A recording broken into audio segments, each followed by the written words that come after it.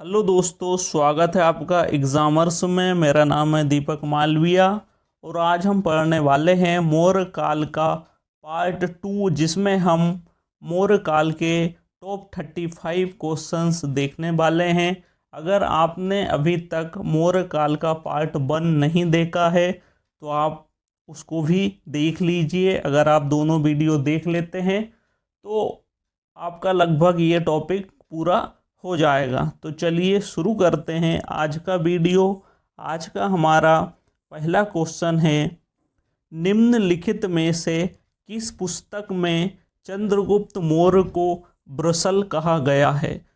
तो मुद्रा राक्षस पुस्तक में चंद्रगुप्त मौर्य को ब्रसल कहा गया है। और मुद्रा राक्षस के जो लेखक हैं उनका नाम है विशाख दत्त मुद्रा राक्षस के लेखक हैं। अगला प्रश्न है, निम्न में से किस विषय पर कौटिल्य के अर्थशास्त्र में न्यूनतम जानकारी मिलती है? यूपीएससी 2004 में पूछा गया है।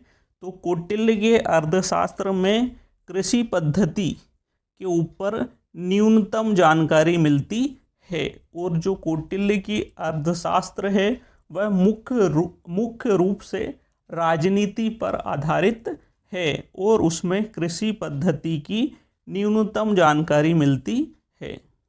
अगला प्रश्न है, मौर्य साम्राज्य में प्रचलित मुद्रा का नाम क्या था? तो मौर्य साम्राज्य में प्रचलित मुद्रा को पर्ण कहा जाता था। इसका सही आंसर है पर्ण। अगला प्रश्न है, मेगस्थनीज के अनुसार पाटलिपुत्र का नगर एक समिति द्वारा शासित था। इस समिति में कितने सदस्य थे? तो इस समिति में 30 सदस्य थे। 30 सदस्य की समिति के द्वारा पाटलिपुत्र नगर का संचालन किया जाता था। यह प्रश्न भी यूपीएससी 2007 में पूछा गया है। अगला प्रश्न है, इनमें से कौन सा अधिकारी आधुनिक जिलाधीश के समान आंका जा सकता है? तो इसका सही आंसर है राजुक नामक अधिकारी को हम आधुनिक जिलाधीश के समान आंक सकते हैं। तो वह है, इसका सही आंसर है राजुक। अगला प्रश्न है, निम्नलिखित में से किस राज्यादेश में अशोक के व्यक्तिगत नाम का उल्लेख मिलता है? तो इसका सही आंसर है मास्की अभिलेख।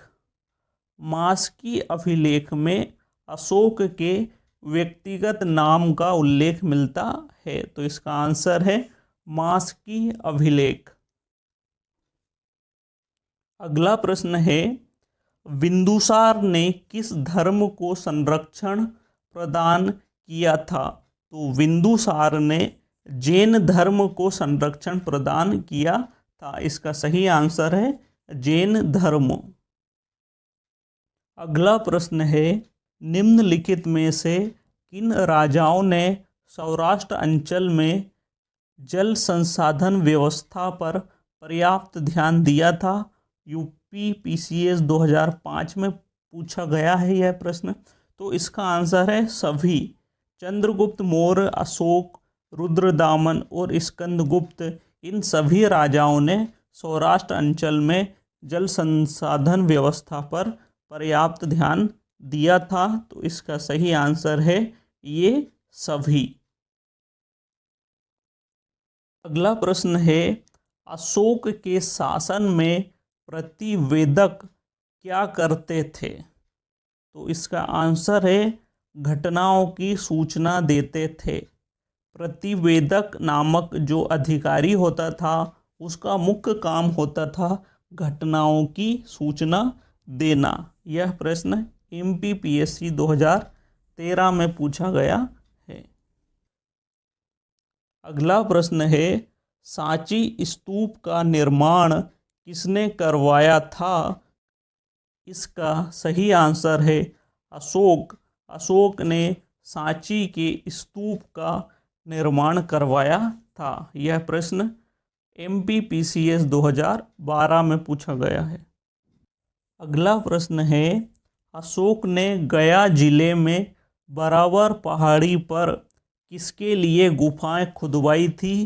तो इसका आंसर है आजीवकों के लिए।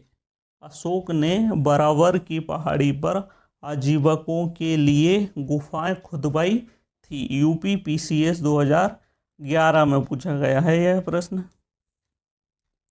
अगला प्रश्न है, किस सिलोन शासक ने स्वयं को अशोक के पद चिन्हों का प्रतिरूप बनाया है? तो इसका सही आंसर है तिस। श्रीलंका के राजा तिस ने स्वयं को अशोक के पद चिन्हों का प्रतिरूप बनाया है। अगला प्रश्न है, वह कौन सा मंत्री था जिसने उत्तराधिकारी की लड़ाई में अशोक की उसके भाइयों के विरुद्ध सहायता की थी? तो वह था राधागुप्त।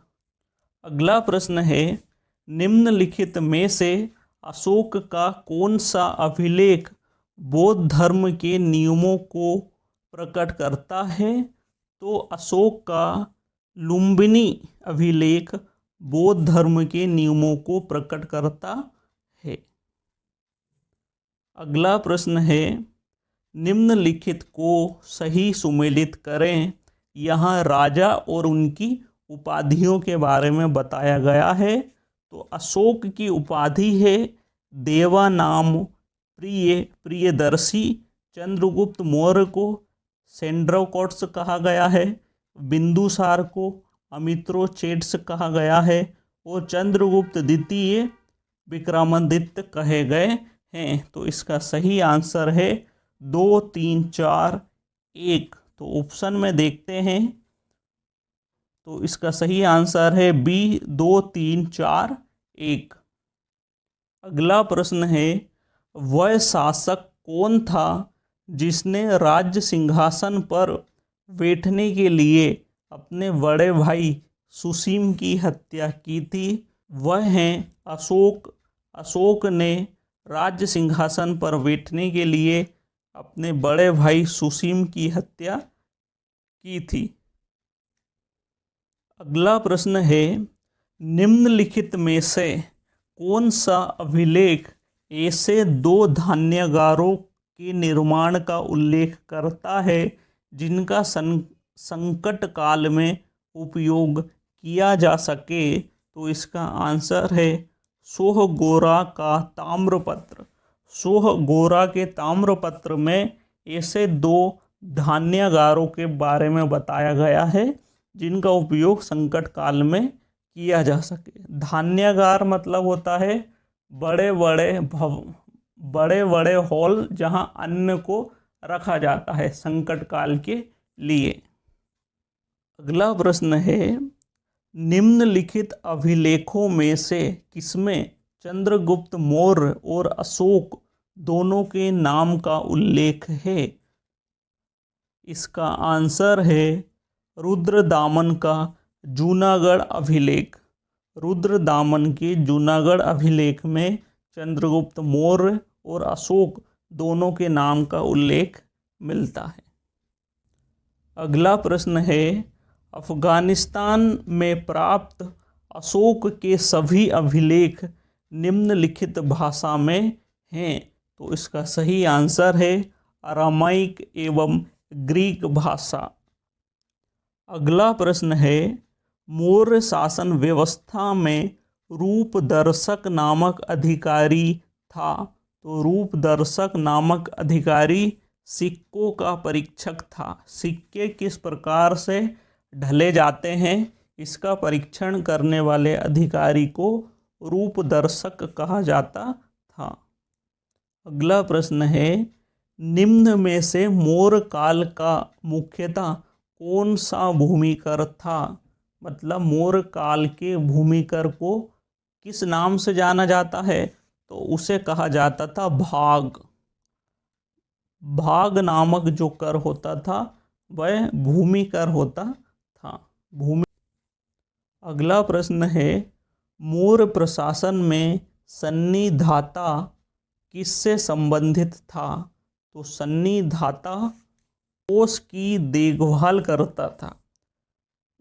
कोषाध्यक्ष को सन्निधाता कहा जाता था। जो कोष की देखभाल करने वाला जो अधिकारी था उसे सन्निधाता कहा जाता था।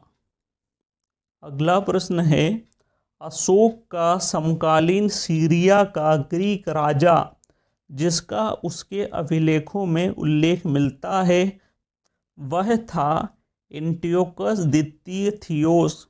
इसका उल्लेख अशोक के अभिलेखों में मिलता है। अगला प्रश्न है, निम्नलिखित में कौन सा अशोक के साम्राज्य का भाग नहीं था? आईएएस प्रीलिम्स में पूछा गया है यह प्रश्न। तो कामरूप अशोक के साम्राज्य का भाग नहीं था। अगला प्रश्न है, कौटिल्य के अर्थशास्त्र के अनुसार राजा की ओर से सिक्के ढलवाने वाले अधिकारी की संज्ञा थी। जो राजा की तरफ से सिक्के ढलवाता था उस अधिकारी को क्या कहा जाता था? तो उस अधिकारी को लक्षणाध्यक्ष कहा जाता था। अगला प्रश्न है, अर्थशास्त्र में कितने तीर्थों पदाधिकारियों का उल्लेख मिलता है? जो मौर्य साम्राज्य में जो उच्च अधिकारी होते थे उनको तीर्थ कहा जाता था। मतलब तीर्थ मतलब उच्च अधिकारी। तो मौर्य काल में कितने उच्च अधिकारी हुए हैं? तो उनकी संख्या है 18। मौर्य प्रशासन में 18 तीर्थ पदाधिकारी का उल्लेख है। अगला प्रश्न है, बिंदुसार काल में किस स्थान पर अमात्यों के विरुद्ध नागरिकों द्वारा सम्राट से शिकायत की गई? तो वह स्थान है तक्षशिला। तक्षशिला में अमात्यों के विरुद्ध नागरिकों द्वारा सम्राट से शिकायत की गई थी और उस समय सम्राट कौन थे? बिंदुसार। अगला प्रश्न है, जिन ग्रंथों में उल्लिखित संप्रति की द्वितीय राजधानी किस नगर में मानी जाती है? तो संप्रति जो राजा थे उनकी द्वितीय राजधानी उज्जैन को माना जाता है। इसका सही आंसर है उज्जैन। अगला प्रश्न है, मौर्य साम्राज्य का पश्चिमी भारत में प्रमुख बंदरगाह था। तो पश्चिम में मौर्य साम्राज्य का प्रमुख बंदरगाह था भारूकच्छ। भारूकच्छ पश्चिम में मौर्य साम्राज्य का सबसे प्रमुख बंदरगाह था। पाटलिपुत्र में स्थित चंद्रगुप्त महल मुख्यतः बना था।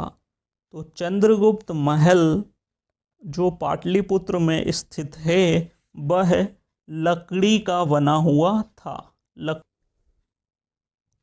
मौर्य साम्राज्य के पतन के लिए ब्राह्मण प्रतिक्रियावादी उत्तरदायी था। यह किसने कहा? तो यह हरप्रसाद शास्त्री ने कहा कि मौर्य साम्राज्य के पतन के लिए ब्राह्मण प्रतिक्रियावादी उत्तरदायी था। यह हरप्रसाद शास्त्री ने कहा था। अगला प्रश्न है, मौर्य काल में टैक्स को छुपाने चोरी के लिए इनमें से क्या दंड दिया जाता था? तो मौर्य काल में टैक्स चोरी के लिए मृत्यु दंड दिया जाता था। मृत्यु दंड। अगला प्रश्न है, दक्षिणापथ के रूप में सुविख्यात प्राचीन व्यापार मार्ग जोड़ता था। तो वह व्यापार मार्ग अजंता को पाटलिपुत्र से जोड़ता था। दक्षिणापथ मार्ग अजंता को पाटलिपुत्र से जोड़ता था। अगला प्रश्न है, अशोक के शिलालेख की खोज किसने की थी? पात्रेटी फेनथेलर ने की थी? पादरेती फैनथेलर ने अशोक के शिलालेख की खोज की थी और अशोक के शिलालेख को सर्वप्रथम 1837 में जेम्स प्रिंसेप ने पढ़ा था। जेम्स प्रिंसेप ने 1837 में सर्वप्रथम अशोक के शिलालेख को पढ़ा था और उनकी खोज किसने की है? पादरेती फैनथेलर ने की है। यहाँ ये वीडियो समाप्त होता है। अगर आपको वीडियो अच्छा लगा है तो चैनल को सब्सक्राइब ज़रूर कीजिए, हमें आपके सपोर्ट की बहुत ज़रूरत है। और इस वीडियो को अपने स्टडी ग्रुप में शेयर कीजिए और वीडियो को लाइक कीजिए। धन्यवाद। जय हिंद।